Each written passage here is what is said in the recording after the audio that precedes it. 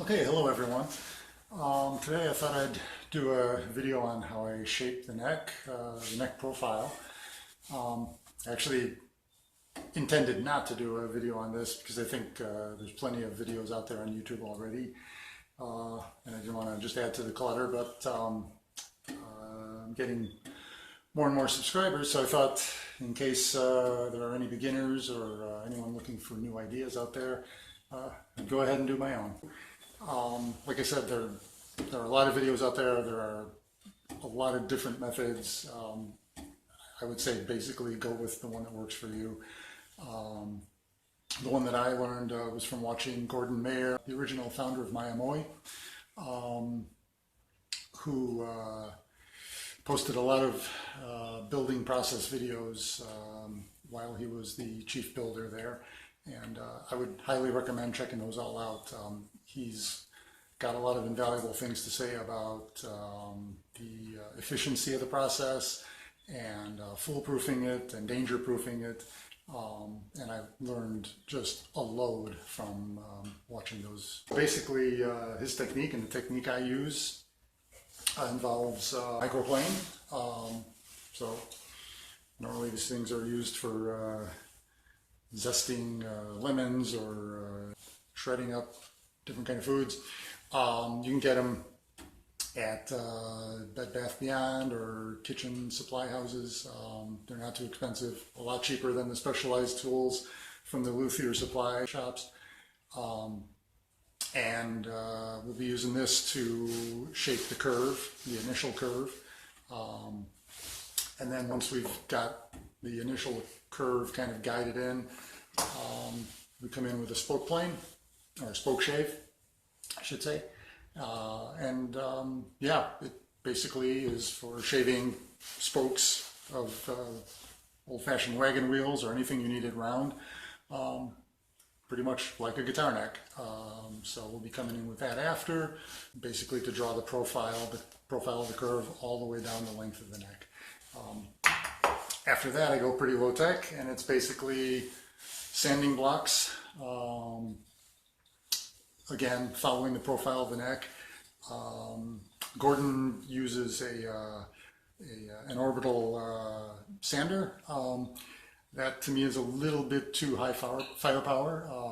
I kind of like just going the slow and gentle sanding blocks, and I like it a lot because it really allows me to kind of read the curve as I'm going down the length without going too fast and taking off too much material in any one spot, which is my biggest fear.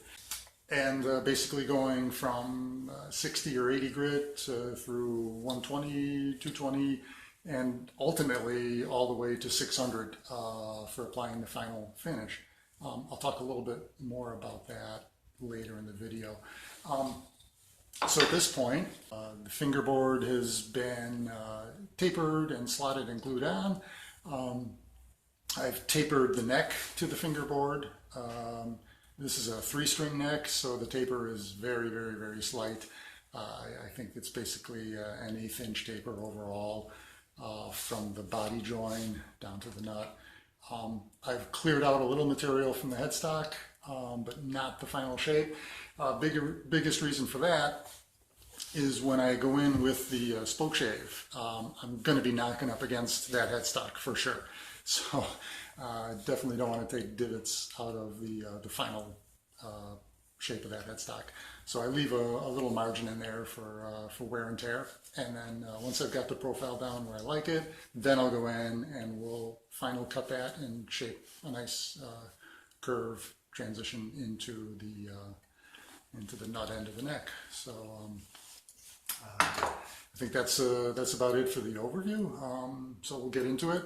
We're not going to go through, we're not going to watch every step of this because that's like watching paint dry. But I'll show you the essential stages and kind of the progress that you're going to see as you're doing them. I don't know if the camera picks this up, but you might also see I've drawn in some guidelines in chalk. So I've got my limits for the microplane so that I know I don't get too far up close to the headstock. Basically, I'm going to plane in pretty close to my desired profile, my curve, at the nut end, and then down at the near the heel end. And then I'm going to connect those those channels. I'm going to connect those with the spoke shave. I might mention that on this particular neck, this is for one of my solid core builds. That means the neck is going to basically be a bolt-on neck, but I like the heel transition to the body, so I kind of do a hybrid between a bolt-on and a set neck. So I leave a little bit of portion for the heel block that I'm going to glue on there. So basically it's going to be another piece of mahogany, or in this case Meranti. It's going to be another block of that glued on, stacked, then with a cap over it. And then I'll go ahead and I'll finish shaping up that heel to the body join. So I'm going to be carving the profile a little bit ahead of that, just so that I don't remove any material around there that I really want for gluing on that heel stack, we'll call it. So that's all much later down the road. Let's get into shaping. Now the thing with the microplane is it only cuts on the pull stroke, which is a little annoying to me. I almost wish it did it on the push stroke. In this case, they're thinking that you're going to be, I guess, pushing, some kind of food, some lemons or something, some carrots or whatever, down. But for us, of course, the neck is clamped in, so we're going to be pulling. And normally, the pulling motion would actually give you a little more control in terms of straight line control. When you push, you tend to deviate from the straight line. You're going to go off on the curve a little bit. Pulling tends to stay a little bit straighter.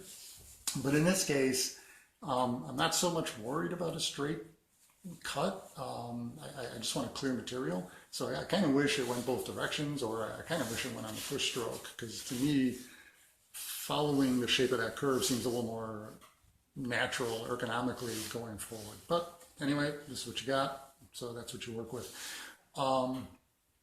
So basically, yeah, I'm going to start at the corner.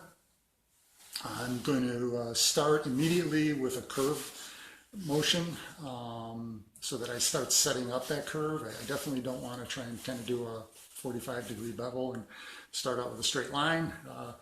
It really does seem like once you start the shape, it pretty much stays and only compounds. So you want to start right from the beginning. Then I'm going to work my way down and increase the diameter of the curve as I go down until I get pretty close to the fingerboard. But of course, I don't want to touch that fingerboard, so I'm going to be watching really closely that I don't get too close to that fingerboard. I'll probably stay about 1/8 of an inch away from it. And then that's going to be taken away with basically the sanding at that point. So here we go, start out.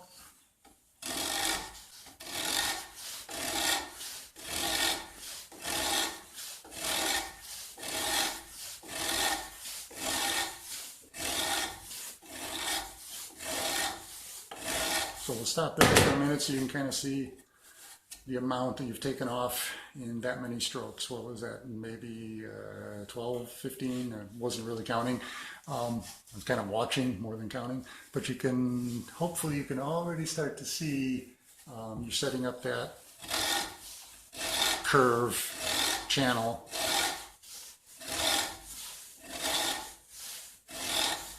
And I also want to stay away from this center line. If I start wearing that down, then of course I'm going to have to thin the neck more.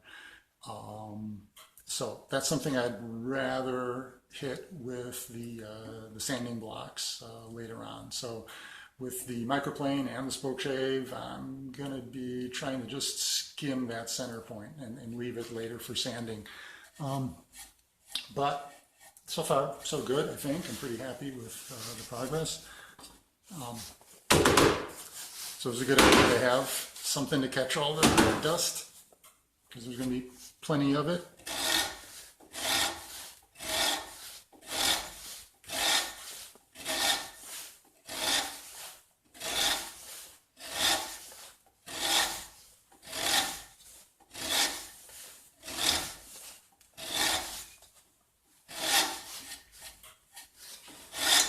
And if anything, from experience, I've seen,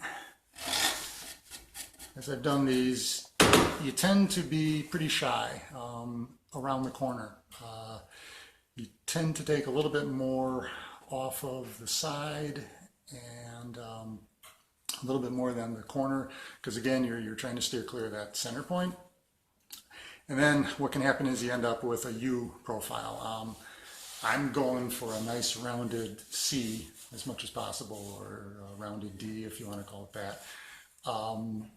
But you can easily end up with a U shape, which is, it's all subjective to the player, of course, but to my hands, that's not so comfortable. I like a really nice, smooth, round, kind of half moon, or I guess, what they call a C shape.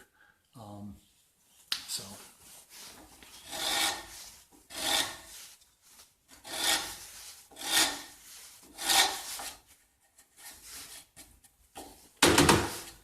Okay, so at this point I'm starting to get into the roundness that I want.